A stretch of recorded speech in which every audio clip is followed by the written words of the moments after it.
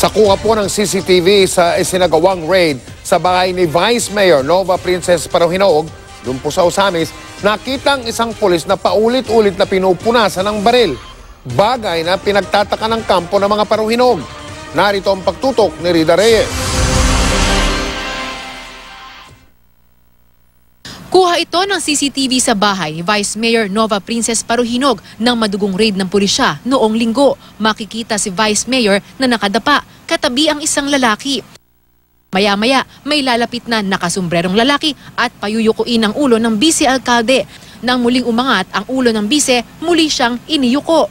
Sa isa pang kuha ng CCTV, sa itaas na palapag ng bahay, makikita ang lalaking nakakamuflage na may bitbit na mahabang baril. Lalapit siya sa hamper ng mga damit, kukuha ng tila puting tuwalya at may paulit-ulit na pinunasan sa baril. Maya-maya, bababa siya. Ilang minuto ang makalipas, nakuha na naman ang tatlong lalaking nakakamuflage din sa kaparehong palapag. Tila may pinag-uusapan ang dalawang lalaki. Ang isa sa kanila may hawak na maliit na baril. Maya-maya, bababa ang isa sa kanila, bit-bit din ang naturang baril.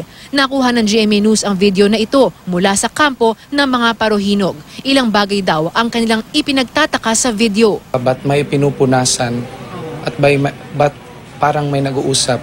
Yung baril na pinag-uusapan ng dalawang personnel, yun yung nasa baba na parang pinant na. Rida Reyes, Nakatutok, 24 Oras.